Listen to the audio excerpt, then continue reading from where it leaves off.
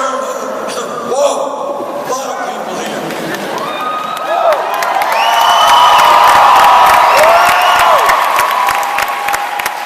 We have had wonderful turnouts throughout South Carolina, but tonight, if I am not mistaken, and I know I'm not, this is the largest turnout we ever had.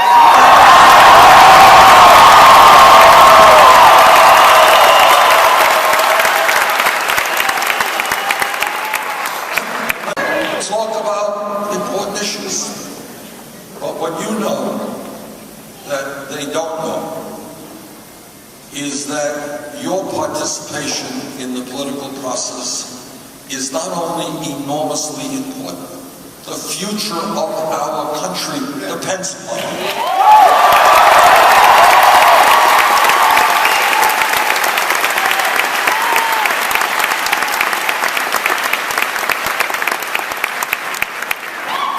You tell them that if they're having a hard time affording college, if they're worried about a job, if they're worried about the environment, you know what? They better get to the next political rally on campus.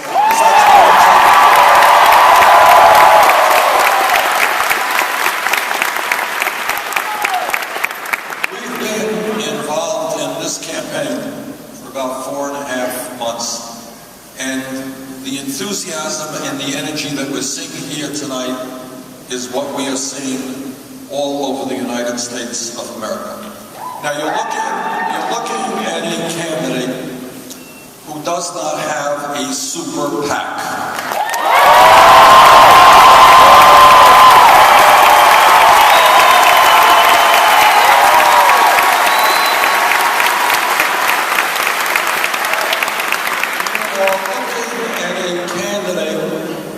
That does not represent corporate America or the billionaire class.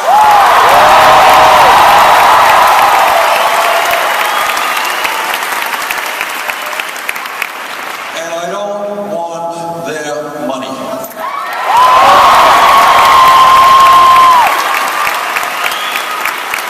We're going to win this election not only because of the huge turnouts we're seeing here in South Carolina and all across this country, not just because we have over 400,000 Americans who have made individual campaign contributions averaging $31.20. We're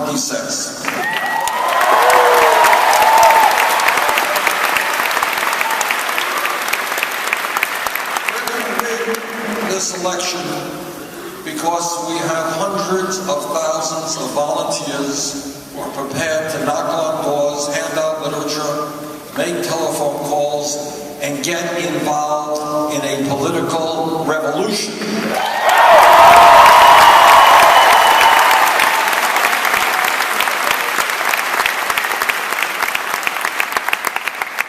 Before I go further, I want to tell you something that no other presidential candidate will tell you.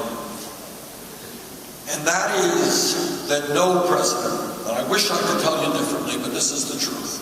No president, not Bernie Sanders, not anybody else, elected to the White House will be able to address the enormous problems facing our country unless millions of Americans stand together and say loudly and clearly, enough is enough.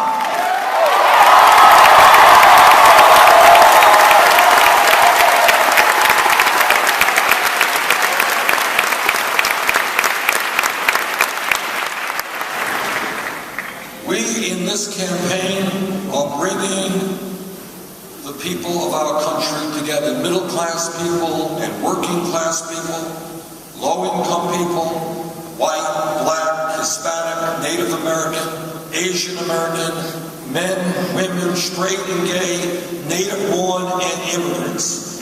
And we understand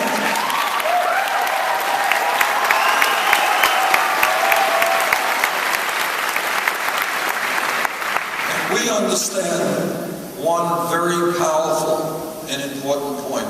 Yes, the other side has super PACs. Yes, they have huge amounts of money. Yes, they control the media and all that stuff.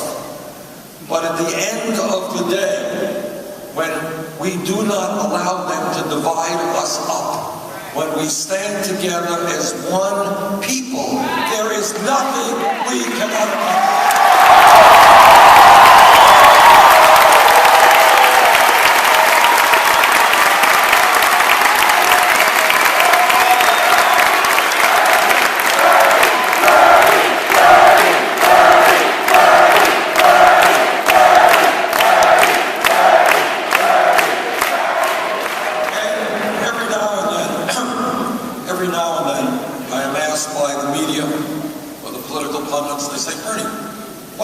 Go to South Carolina, you have 4,000 people out, you know, all over this country. Why is there so much energy and excitement?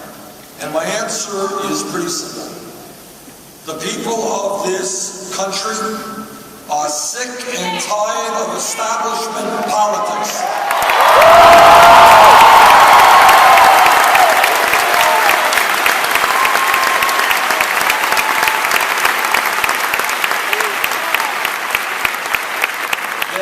Sick and tired of establishment economics.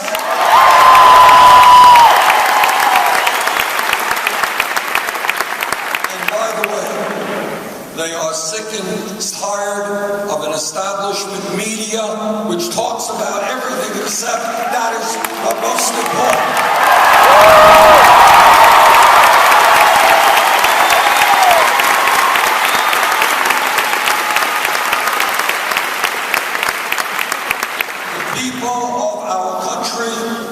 Fully understand that corporate greed is destroying our economy.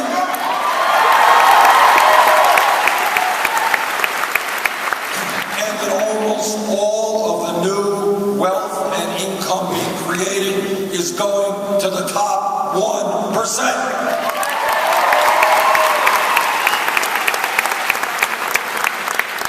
They understand that American politics today is dominated by big money interests who are spending unlimited amounts of money to elect candidates who will represent the wealthy and the powerful.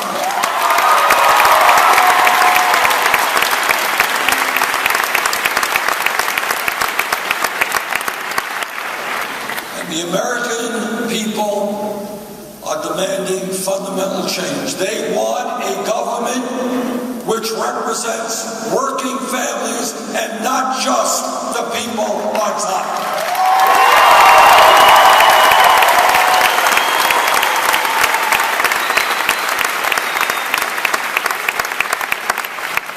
And that is why we need a political revolution in this country. And the reason is, that's right.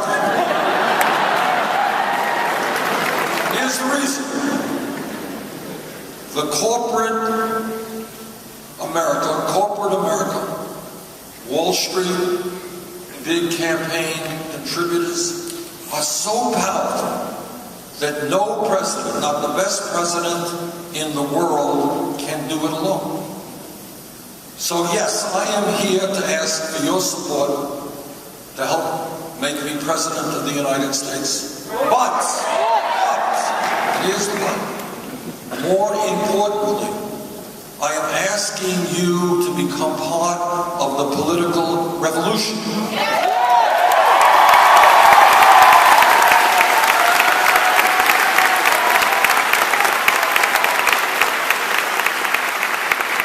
Because I can't do it alone. So I need your help now, but I will need your help the day after the election.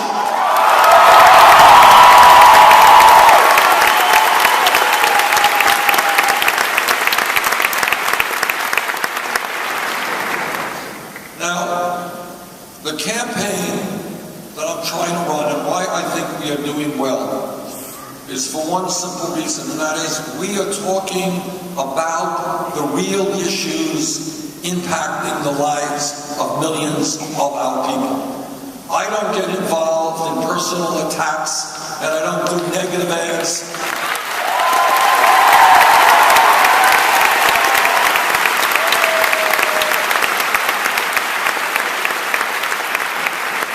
I don't comment on how people look.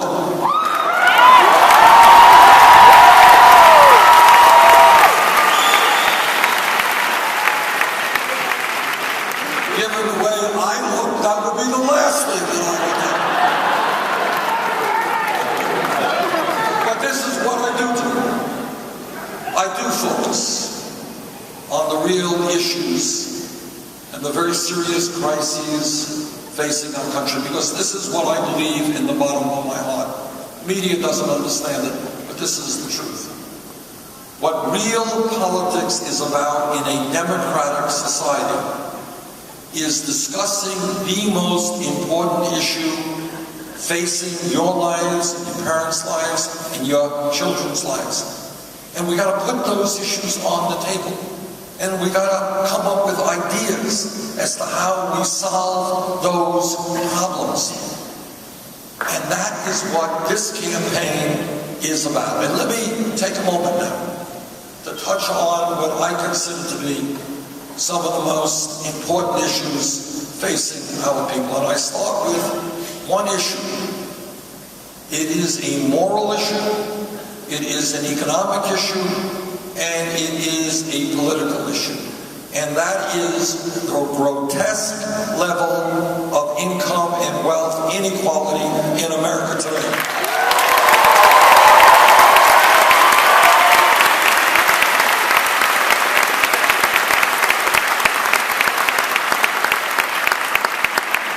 Today, we live in the wealthiest country in the history of the world. The wealthiest. But almost nobody in America knows that, because almost all of the wealth and almost all of the income is going to the top 1%. Now, if you are working 2 or 3 jobs, you don't know we are the wealthiest country in the history of the world. If you cannot afford to send your kid to college, you don't know that we're the wealthiest country in the history of the world. If you are a single mom trying to raise your kids with dignity, you don't know that we are the wealthiest country in the history of the world.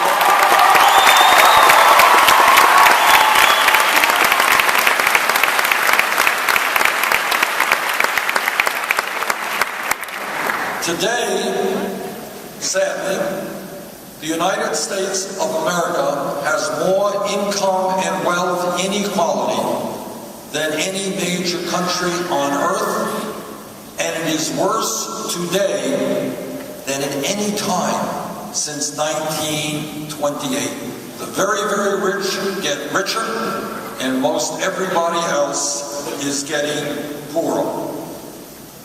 Let me be as clear as I can be. There is something profoundly wrong. There is something grossly immoral when the top 1/10 of 1%, not 1%, 1/10 of 1% owns almost as much wealth as the bottom 90%. That is not what this country is supposed to be about.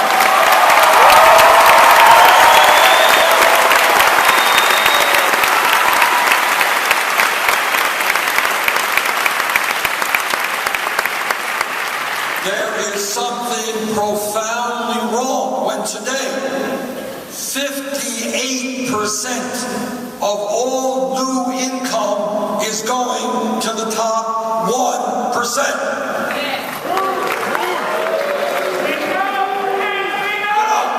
Many of my Republican colleagues in the Senate, they worry very, very much about redistribution of wealth.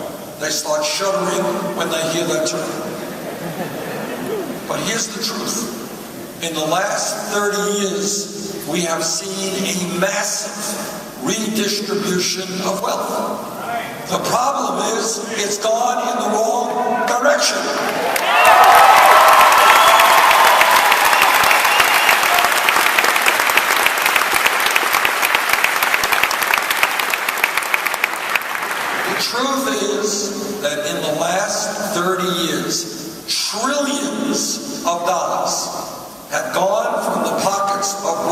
families to the top 1/10 of 1%. Brothers and sisters, you and I together are going to reverse that flow of money.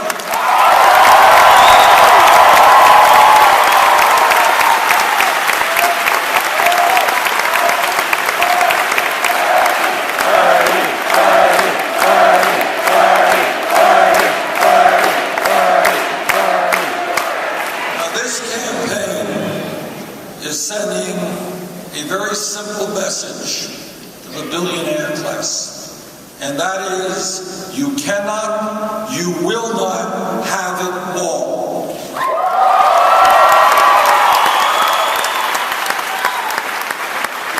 You will not continue to get huge tax breaks when children in South Carolina and Vermont go hungry.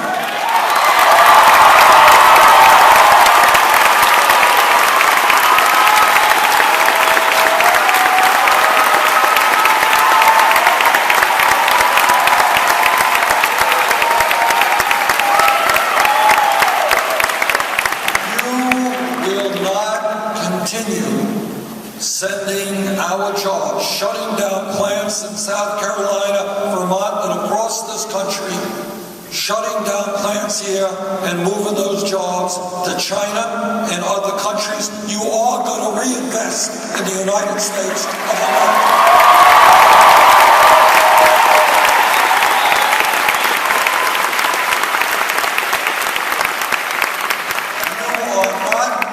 To continue providing huge compensation packages to the CEOs of large corporations and then cut workers' wages and health care and pensions.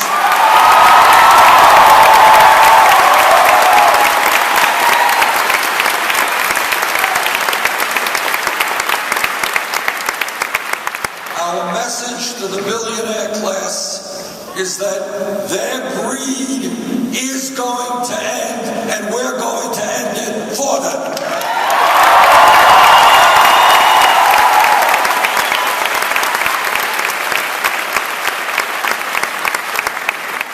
When we talk about the economy, it's not just the horrendous level of income and wealth inequality. There's another important reality, and that is that for the last 40 years, the great middle class of this country has been disappearing.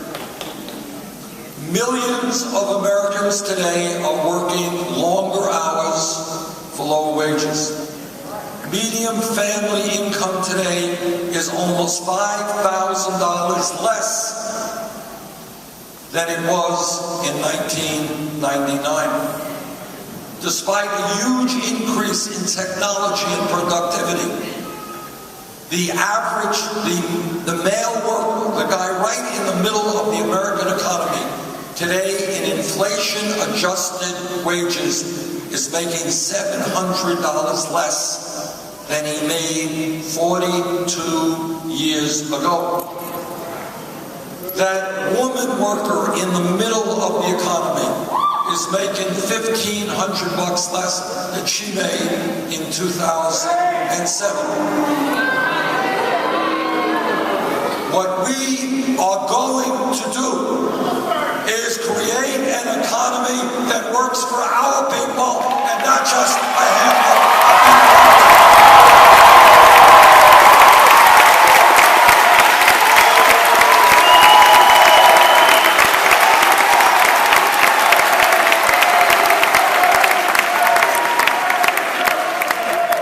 When we talk about the economy, it's not just income and wealth inequality. It is not just the disappearance of the middle class.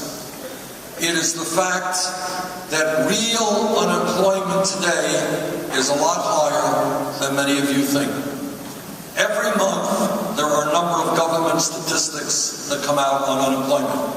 The official unemployment rate that just came out says that unemployment in America is 5.1%.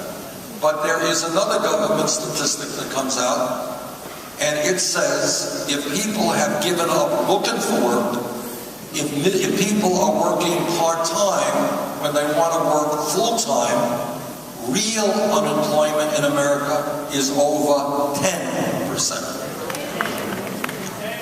And let me tell you something that nobody talks about, and which I will continue not only to talk about, but do something about, and that is the tragedy regarding youth unemployment in America.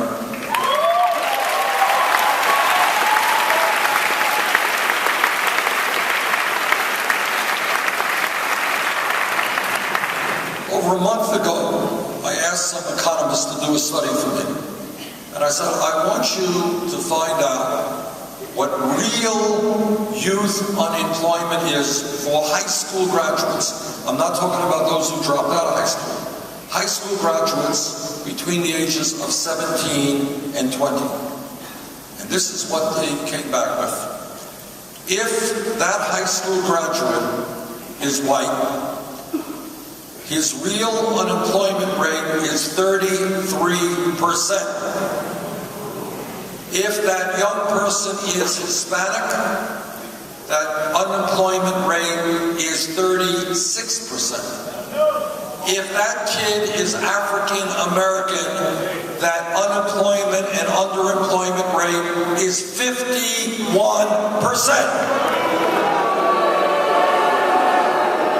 In other words, we are turning our backs on an entire generation of young people. Young people who want to go out, get a job, make some money, get out of their homes, be independent, stand up on their own 2 feet. And what we are saying to them, you're not going to do it. You're not going to do it. And let me mention something else. The United States today has more people in jail than any other country on earth.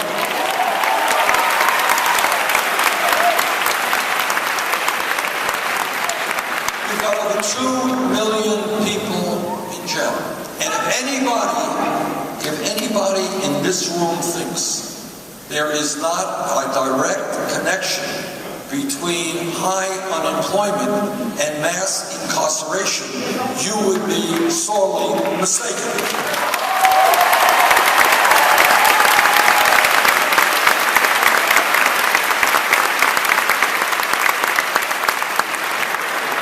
Let me mention something else which breaks our hearts, which is a huge tragedy for this country.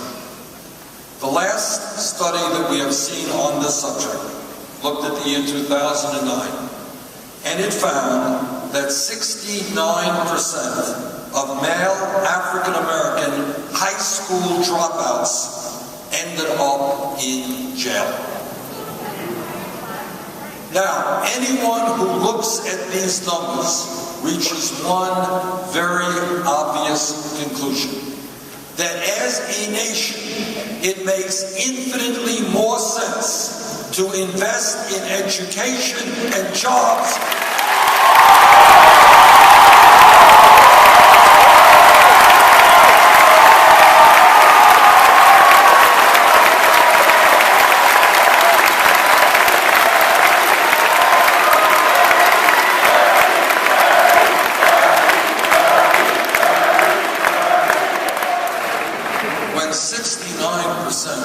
of black male high school dropouts end up in jail. It makes more sense to invest in education and jobs than jails and incarceration.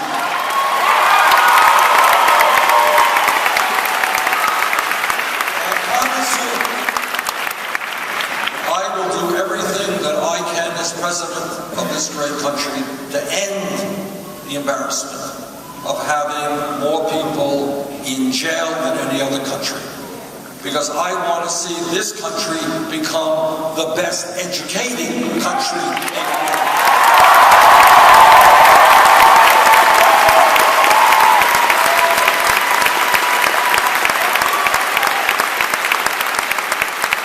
It costs a lot more money to send somebody to jail than send them to the University of South Carolina.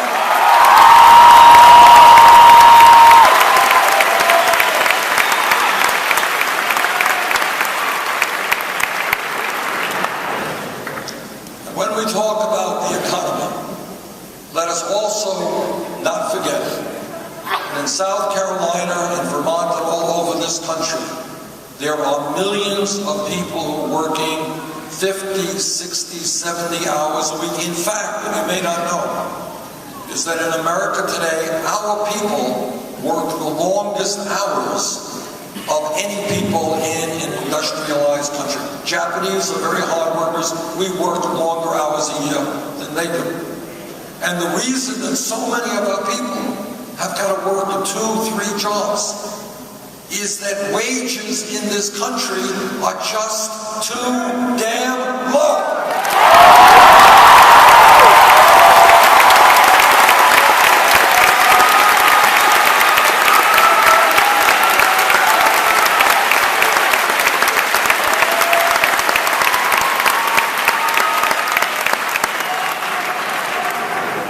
The federal minimum wage of $7.25 an hour is a starvation wage.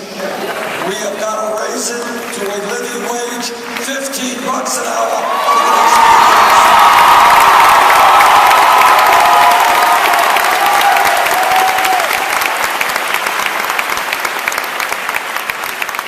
It is not a radical idea, not a left-wing idea to say that if somebody in America works 40 hours a week, that person should not be living in poverty.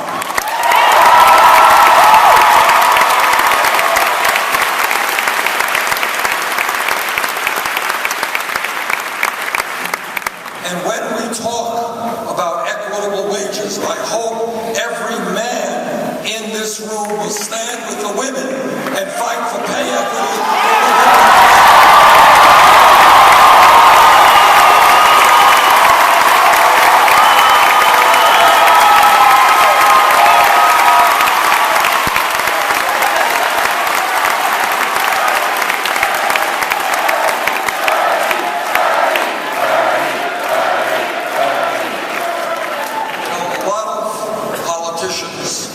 Come trumping through South Carolina.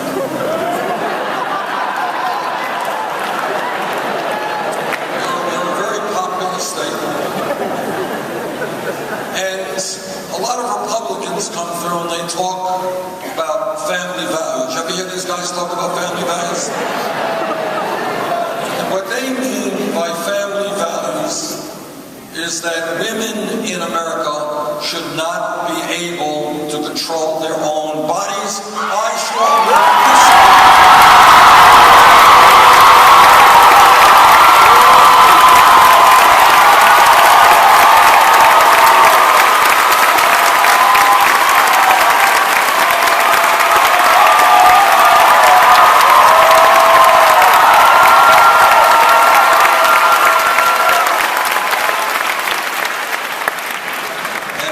Republicans talk about family values.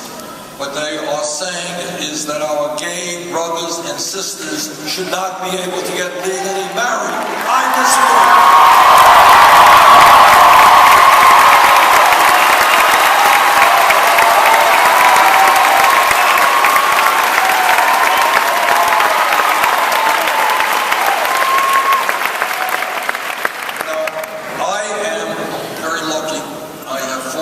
And 7 beautiful grandchildren. My wife, you just met a moment ago, Jane, and I have been married 27 years.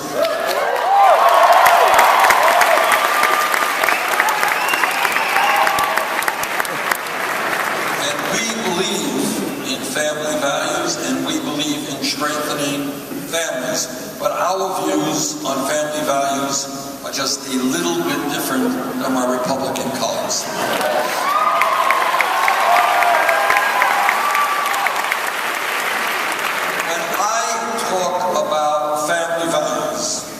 I am talking about ending the international disgrace of the United States of America being the only major country on earth, the only one that doesn't guarantee paid family medical leave.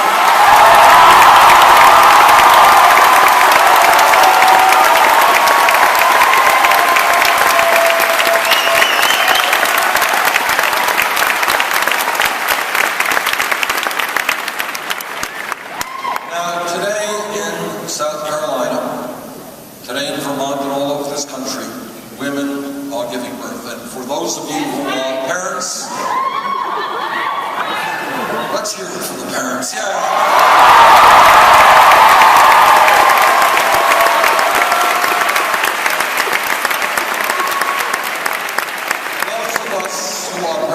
We know what an unforgettable, extraordinary day that is when that baby is born. But here's the not so good news, and that is that today all over this country, if that woman who was given birth does not have a lot of money, does not have sufficient income, she's going to have to be separated from that baby and go back to work in a week or 2 weeks in order to bring in income to sustain the family.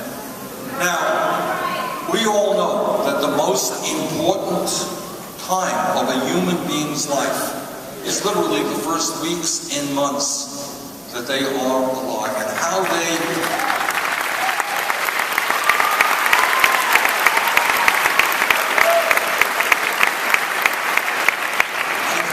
enormously important it is for a mom and a dad to be able to bond and love and get to know that new human being. It is not a family value to force women to go back to work and separate from their babies.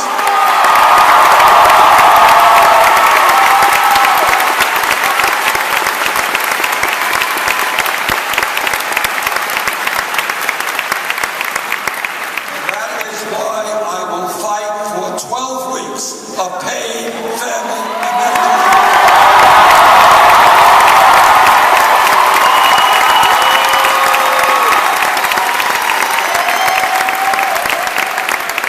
Further, we are the only major country on earth that does not guarantee paid vacation time and paid sick time. We're going to change that as well.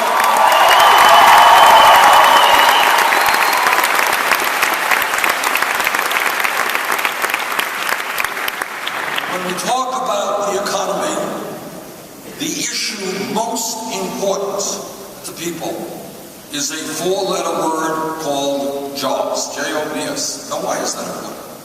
Well, people understand the volatility of the economy today. They understand that if you are 50 years of age, you could walk into work on Monday and your boss could say to you, you know, Mary, thanks so much for what you've given the company for the last 30 years, but we've decided to get rid of you and hire somebody half your age and half the wages.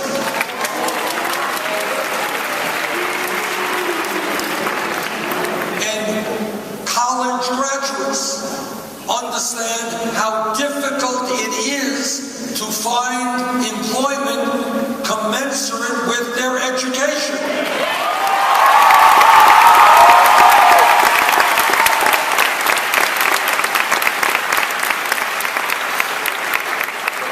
As I mentioned a moment ago, high school graduates are finding it hard to get any type of job. So clearly, when real unemployment is over 10%, when youth unemployment is 30, 40, 50%, in my view, the federal government must develop a massive federal jobs program putting our people back to work.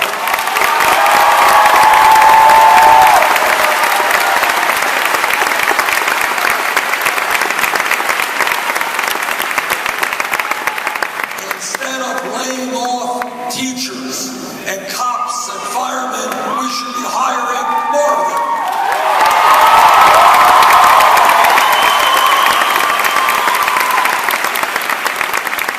And all of you know that our infrastructure, our roads, our bridges, water systems, wastewater plants, rail, airports, levees, dams, schools, that in many ways the infrastructure of this country is collapsing. And that is why I've introduced legislation to put $1 trillion over 5 years into rebuilding our infrastructure and creating up to 13 million good-paying jobs.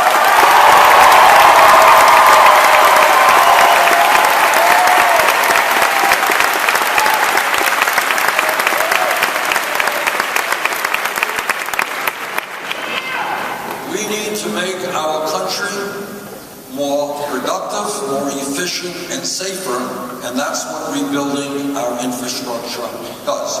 But the issue is not only the need to create millions of decent-paying jobs, we must also stop the loss of millions of good-paying jobs as a result of our disastrous trade policies.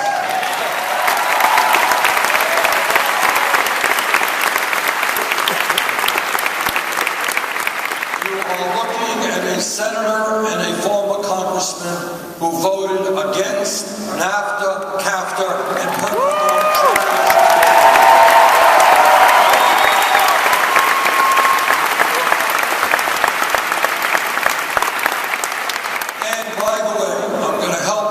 Opposition to this disastrous Trans-Pacific Partnership.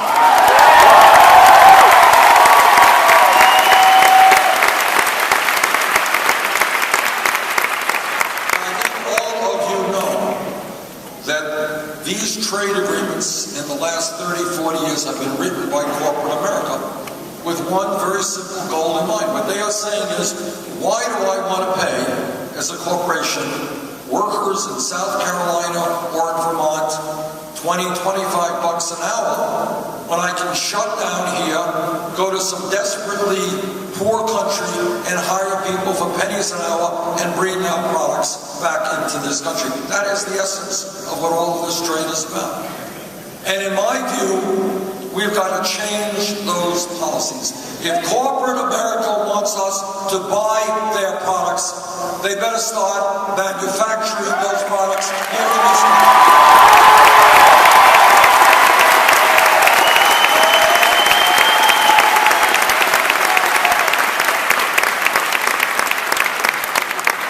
And when we talk about rebuilding the middle class, when we talk about dealing with the fact that 45 million Americans today are living in poverty, we have got to deal with the illegal and reckless behavior of Wall Street.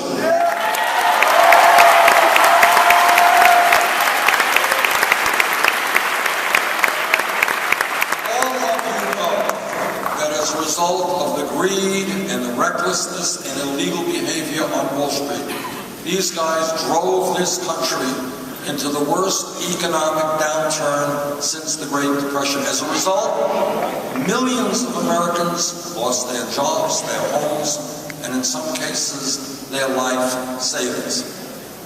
Now, today, amazingly enough, 3 out of the 4 largest financial institutions in America are significantly bigger than they were when we bailed them out because they were too big to fail. Now, that's pretty crazy stuff. In my view, not only have we got to bring back Glass-Steagall legislation,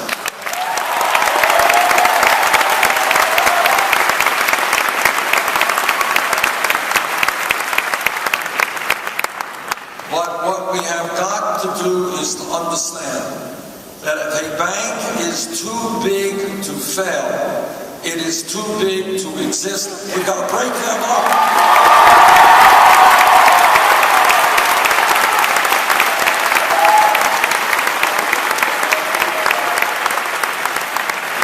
We need financial institutions that are not existing as an island unto themselves, solely motivated by making as much money as they can for the few.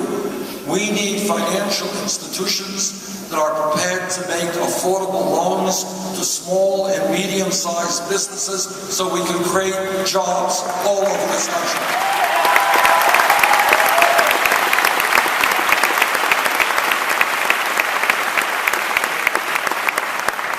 Now, I am often asked, people will ask me, or the media will ask me, and say, well, Bernie, there are a lot of issues out there. What is the most important issue that you worry about? And I can never answer that, because all of these issues that we're talking about are terribly important. But there is one issue that is unique in that it impacts every other issue.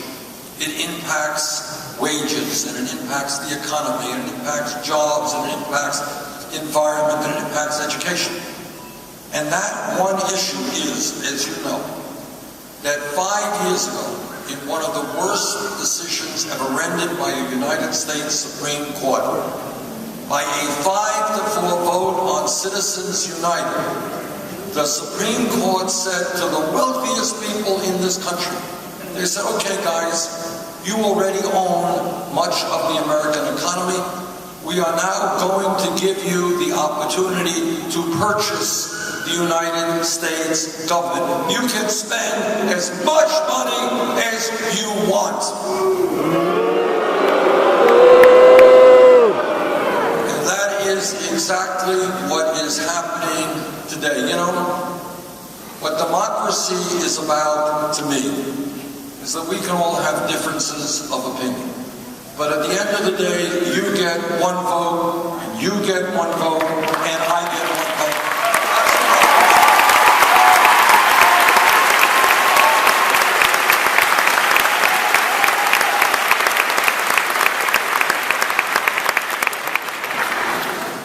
In this election cycle, one family, the Koch brothers, the second wealthiest. You know the Koch brothers. And I'm glad you do. This is a family, an extreme right-wing family, that wants to not cut Social Security, but end Social Security, Medicare, Medicaid, federal aid to education, etc. This one extreme right-wing family has pledged to spend $900 million in this campaign to elect right-wing Republicans whose job it will be to represent the wealthy and the powerful. Now, when you have one family spending more money on an election than either the Democratic or the Republican parties, my friends, you are not talking about democracy, you are talking about oligarchy.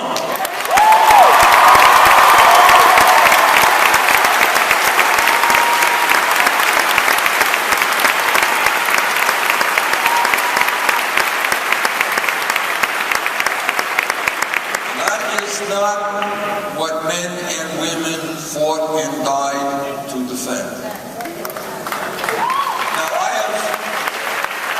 Not made a whole lot of campaign promises during this campaign, but let me repeat one that I have made to you, because I consider this issue so important. No nominee of mine to the United States Supreme Court will get into the Supreme Court unless he or she is loud and clear in stating that they will vote to overturn Citizens United.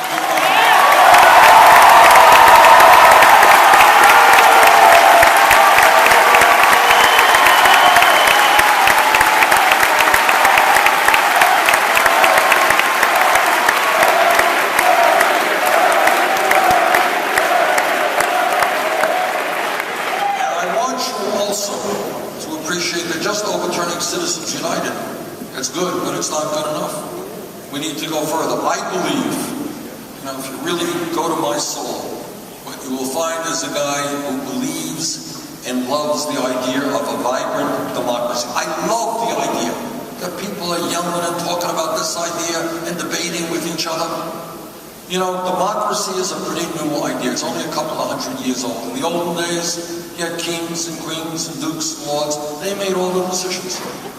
And what democracy is about is the very radical idea that ordinary people, and not just powerful people, should be able to determine the future of their countries. It's a radical idea.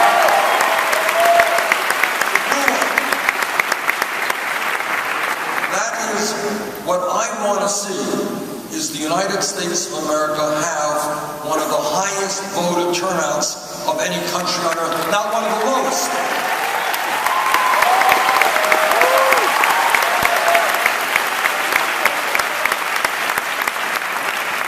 And I'll tell you what else I want to see. I want to see anybody in this country, low income, working class, middle class, whatever, If you are interested in public service, if you have some ideas that you think can improve America, no matter what your politics are, conservative, progressive, whatever, I want you to be able to run for office without having to beg wealthy people for campaign contributions.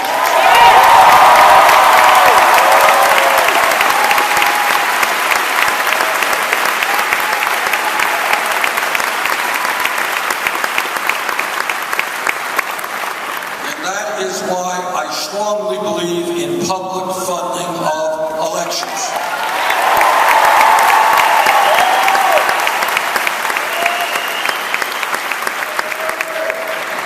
And when we talk about the state of American democracy, let me mention this. Last month I was at an event with Martin Luther King III, and we were there to celebrate an enormously important anniversary, and that was the 50th year of the Voting Rights Act.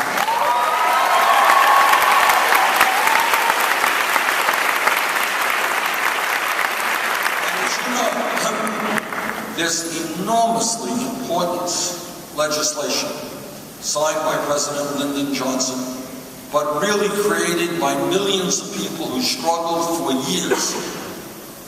What that legislation said is that all people in this country are going to have the right to vote, to participate in our democracy, regardless of the color of their skin. It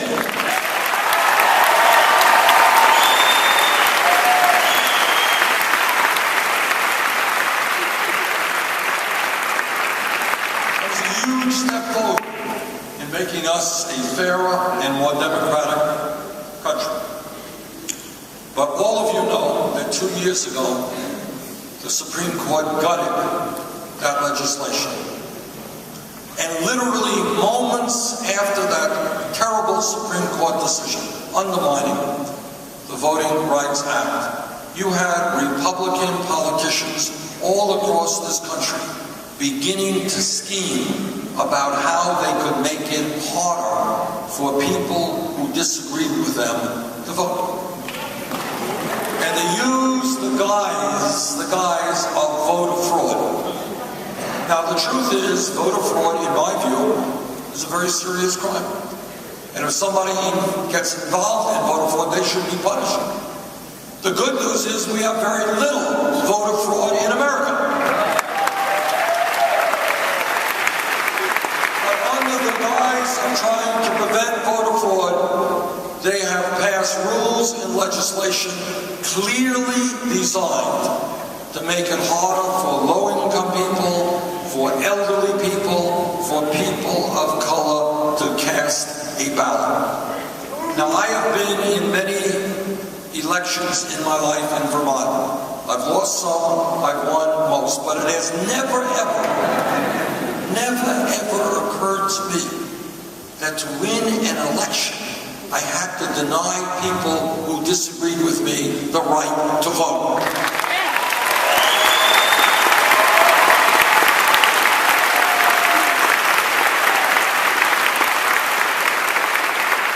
And I say to those people who obviously do not have the confidence in their own ideas to win elections, that you are political cowards. If you can't run in a fair election, get another job.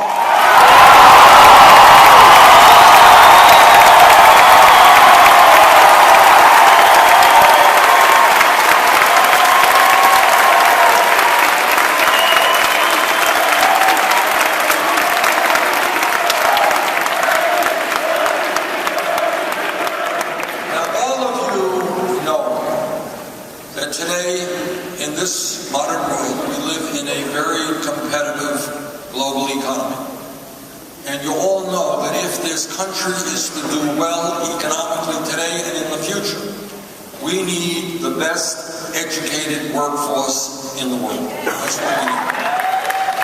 And given that reality, it strikes me as absolutely absurd, beyond comprehension, that hundreds of thousands of bright, qualified young people today, kids who have done well in school, kids who have the ability, cannot go to college for one reason and one reason alone. And that is their families lack the money. That is not what this country should be about. And it's not only totally unfair to those young people. You know, maybe they want to be engineers or scientists or doctors, or maybe they want to get extra training to be a carpenter or a plumber. But whatever it may be, it is totally crazy to say that they should not be able to get the education they need because their families lack the funds. And that is why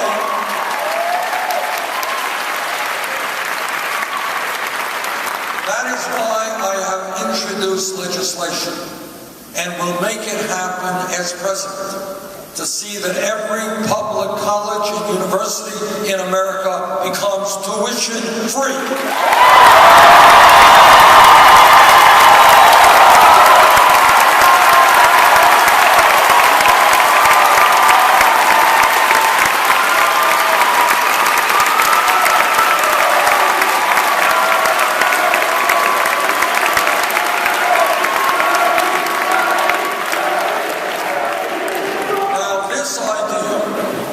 It's not a radical idea.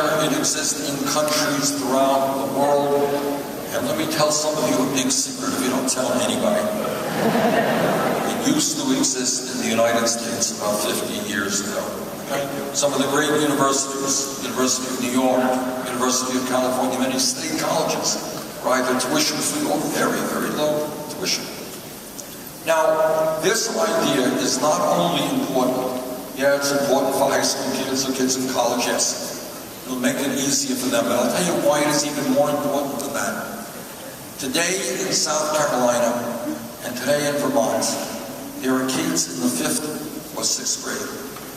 And like my family, my parents didn't go to college, we didn't have a lot of money. These kids don't know anybody, in many cases, who have ever gone to college. Okay? And they understand that under present circumstances, they are never going to get a college education. That's another world away. What I want to happen in this country is I want every child in the 4th grade, in the 6th grade, to understand that if he or she takes school seriously, does their homework, that regardless of the income of their family, they will be able to get a college education.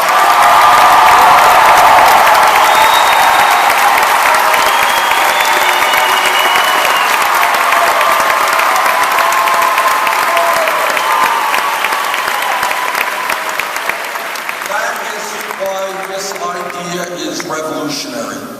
It makes every kid in this country understand that if they pay attention and take school seriously, great things can happen in their lives. And now when we talk about higher education, there's another issue that has to be raised. And that is today, we have millions of Americans, some young and some not so young, who are being crushed under the burden of excessive student debt.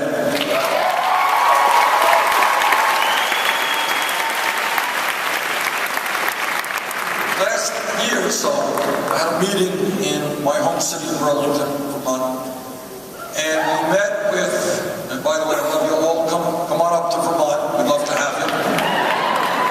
Especially in the summertime, I think you'd like it then. But we had a meeting, and a young woman got up, and the crime that she had committed in her life is she went to medical school in order to practice primary care for low-income people. Exactly what we need in this country. The penalty for doing that was a debt of $300,000.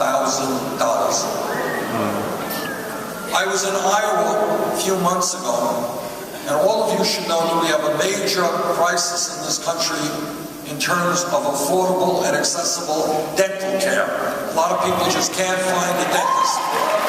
It's a huge issue.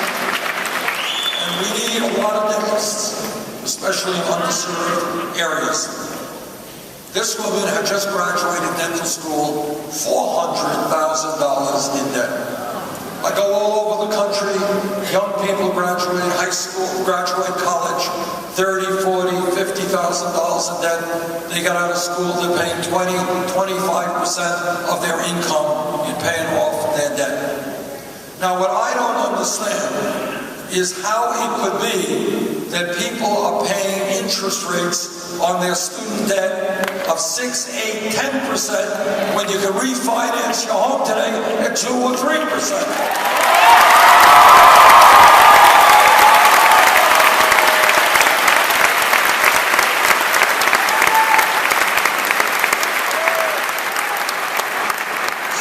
Legislation does is allow people to refinance that debt at the lowest interest rates they can find, and it gets the United States government out of the business of profiteering on student debt.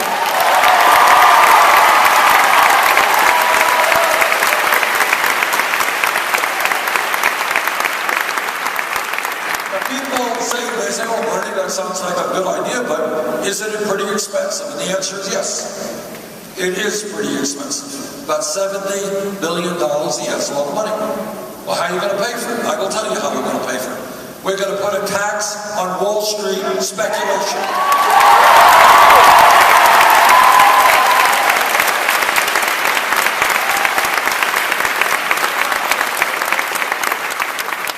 When Wall Street collapsed, the working families of this country bailed them out. Now it is Wall Street's time to help the working families of this country.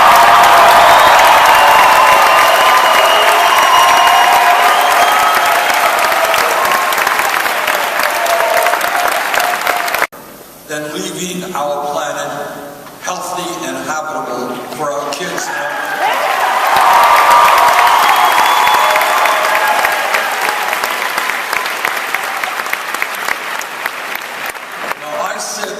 Senate on both the Environmental Committee and the Energy Committee, and I've talked to scientists from all over our country, in fact all over the world. And here's the truth. The debate within the scientific community is over. Climate change is real. It is caused by human activity.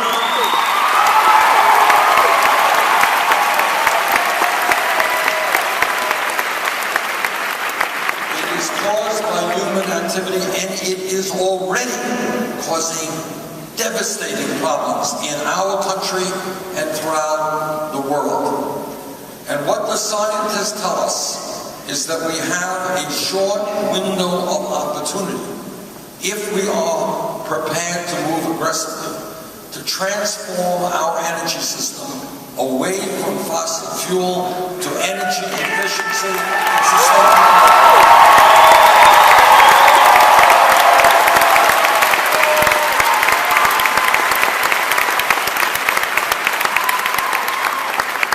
It is my very strong view that the United States of America has the moral responsibility to work with China and Russia and India to transform energy systems all over this world.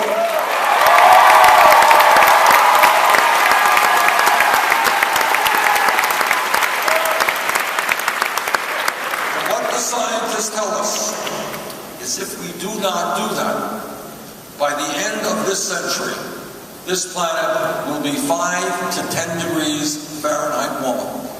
That means more drought, more floods, more extreme weather disturbances, more rising sea levels, more acidification of the ocean. And what the Department of Defense and the CIA tell us is when you have peoples around the world who do not have enough water, who do not have land to grow their food on, you're going to see more international conflict.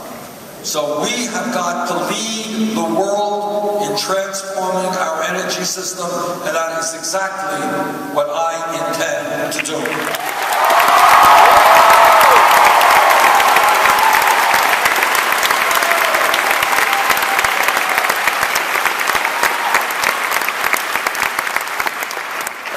And when we talk about the important issues facing our country, I hope everybody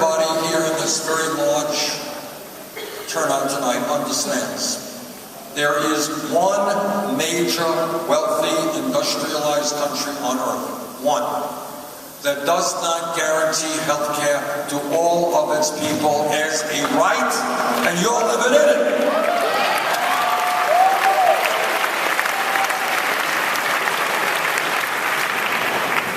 The Affordable Care Act has been successful in providing health insurance to millions and millions of Americans. And by the way, I find it incomprehensible that in South Carolina and many other Republican states, state government has rejected expanding Medicaid benefits.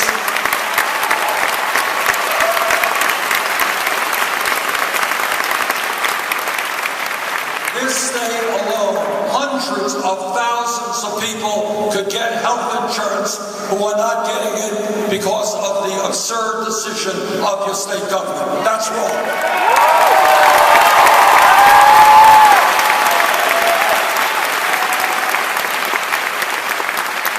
But the truth is, we have got to go beyond the Affordable Care Act. Despite the Affordable Care Act, 35 million Americans today have no health insurance, and even more are underinsured, and we are paying the highest prices in the world for prescription drugs. 1 out of 5 Americans who gets a prescription from a doctor cannot afford to fill that prescription. That's absurd. That is why I believe that America must join the rest of the industrialized world, guarantee health care to all people as a right through a Medicare for all, single-payer model.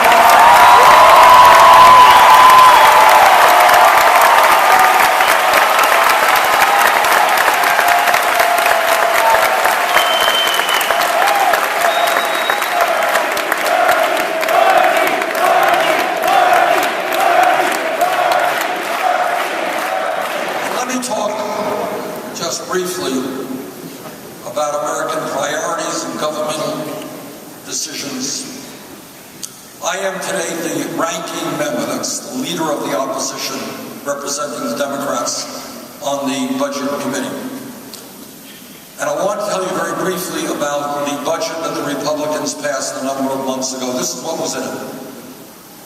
They proposed to end the Affordable Care Act and make massive cuts in Medicaid, throwing 27 million Americans off of health insurance.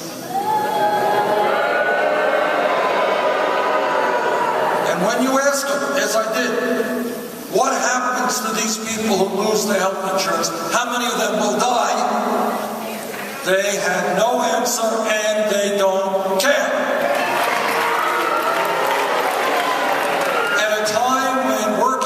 Families can't afford to send their kids to college, the Republicans cut Pell Grants by $90 billion over a 10-year period.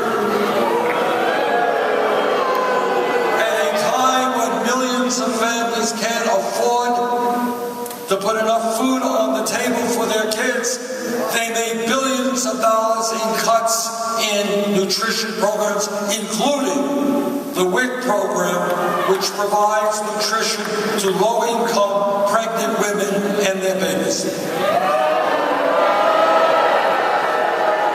And then to add insult to injury, after cutting health care and education and nutrition and other programs that working-class people and lower-income people desperately need, they decided to give $250 billion in tax breaks to the top 0.2%.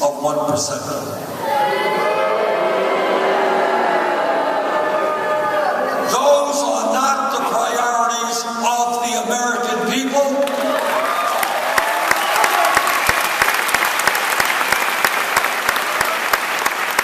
We need a government that represents all of us and not just the billionaires.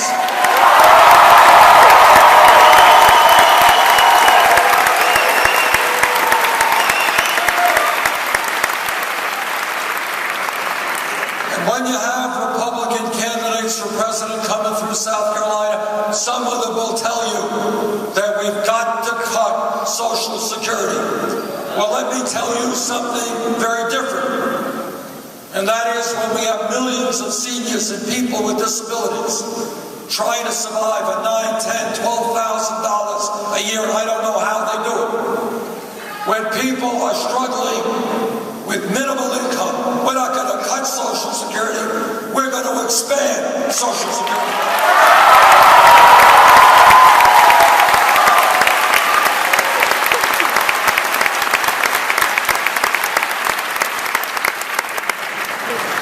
Touch on an issue of which there has been a lot of discussion in recent months and years, and that is the issue of racial justice.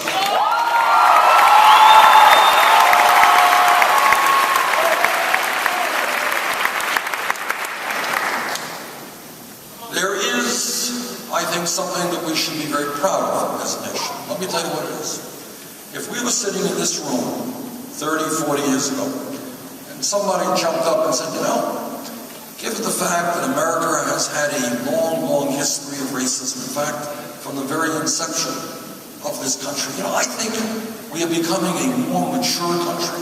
I think we're overcoming racism, and I think that maybe, say, by the year 2008, the United States of America will be able to elect an African American as president of the United States.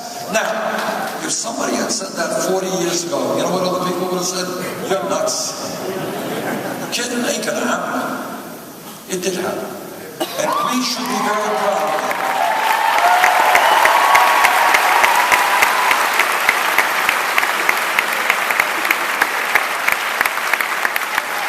Now, whether you like Barack Obama or you don't like Barack Obama, it's not the important point. I like him, he's a friend of mine. We disagree on some important issues. We've worked together on most issues, but that's not the point.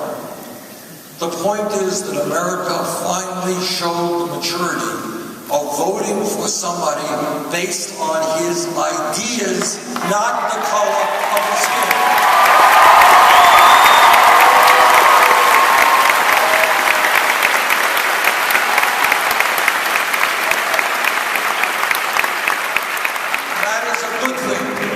And something that as a nation we should be very, very proud of. But as much progress as we may have made, all of you know that we still have a very, very long way to go to end institutional racism in this country. And by that, I'm not just talking. You know, some of this stuff is almost incomprehensible to all of us. I'm not talking about a very, very sick person who walks into a church in Charleston, engages in a Bible study with other people in the room, prays with them, and then takes out a gun and shoots 9 of them, kills 9 of them in cold blood. That's beyond my understanding, to be honest with you. But that's not even what I'm talking about. And I'm not even talking about the hundreds of groups in this country whose sole existence is to foment hatred, hate groups. These are groups who spend all of their times hating African Americans, hating gays, hating immigrants, hating Catholics, hating Jews. They hate everybody. Okay? Can you imagine being a part of an organization that just lives on hatred? But I'm not even talking about that.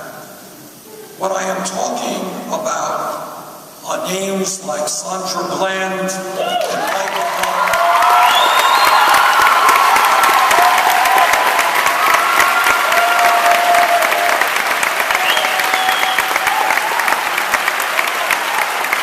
And Regina Boyd, Eric Garner, Walter Starr, Freddie Gray, and many, many others.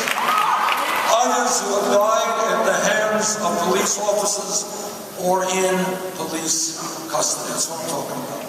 Now, I should tell you, as I did a moment ago, I used to be the mayor of the city of Burlington, Vermont, and in that capacity, I worked very, very hard with our police department.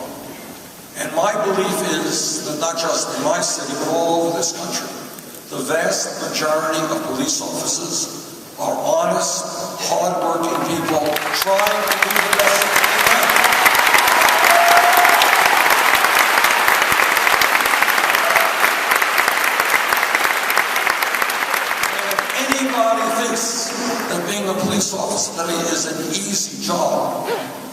you've got another thing coming, because it's a very difficult job. Many police officers are underpaid, they are undertrained, and they work incredibly crazy schedules which impact their families and their lives. But having said that, what must become clear is that any police officer, like any other public official, who breaks the law must be held accountable.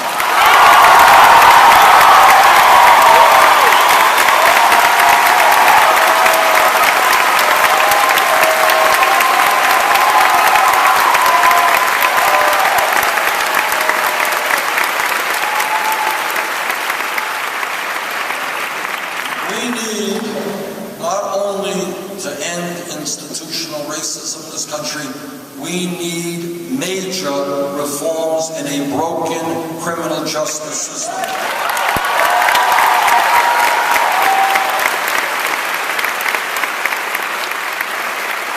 I won't get into, because we don't have the time, all of the things that have to be done. Let me just say a few.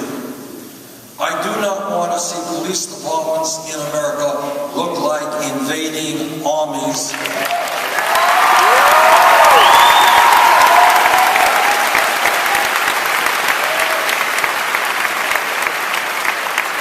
I want to see our police departments become part of the communities through community policing.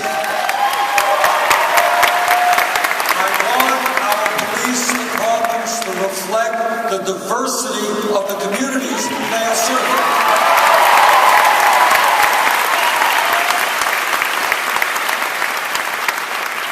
I want to see us end minimum sentencing.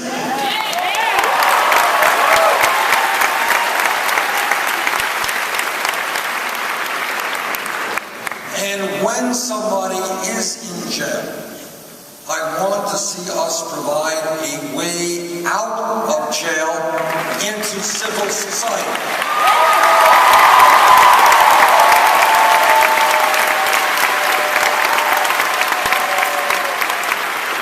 You don't have to be a criminologist to understand that if somebody leaves jail without education, perhaps with mental health issues, without any money, without any housing, without any job, there is a strong likelihood that person will go back to the environment that got him in jail in the first place.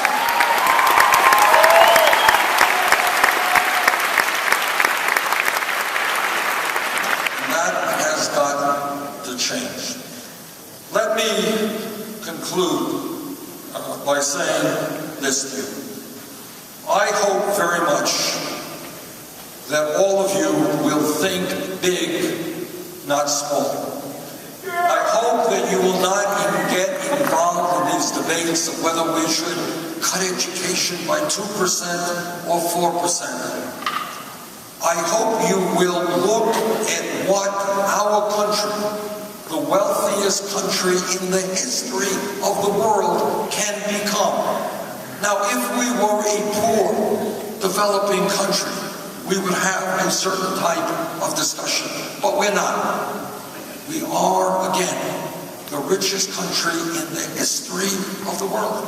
And there is nothing that we cannot accomplish. Let me give you some examples. It is not pie in the sky. It is not utopian dreaming to say that every man, woman, and child in this country should have health care as a right.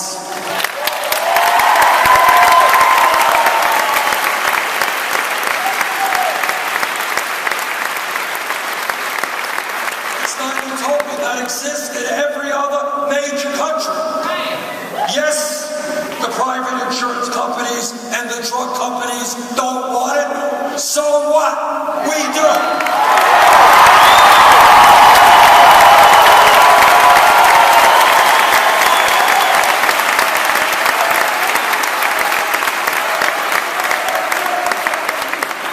We can live in a country in which we do not have the highest rate of childhood poverty of any major country, with 20% of our kids are living in poverty. 40% of African American kids. We can live in a country where when mom and dad go to work, they will know that their little kids are in the best quality child care and pre-K in the world.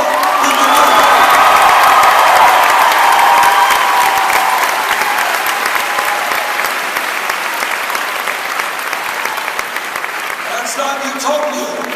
That exists in other countries. We can live in a country where every American, young and middle-aged, who need more education, go to college, special training, can get that education regardless of the income of their family. That's not utopia.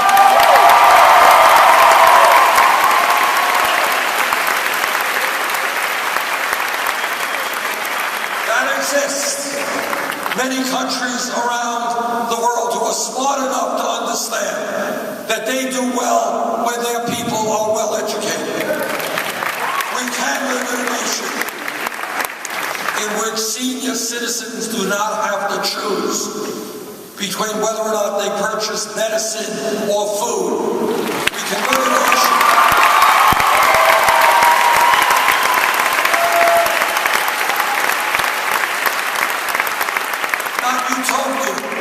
We can live in a nation where elderly people and disabled people can live their lives with security and dignity. We can live in a nation where every man and woman who has put their lives on the line to defend us, that our veterans get the health care and the other benefits that they have.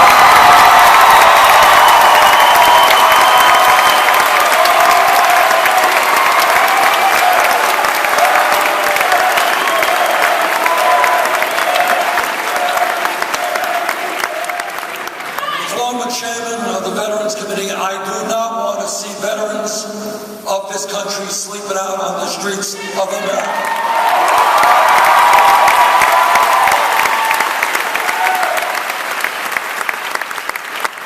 We can live in a nation where everyone, no matter their race, their religion, their disability, their sexual orientation, can realize the full promise of equality that is the birthright of our country.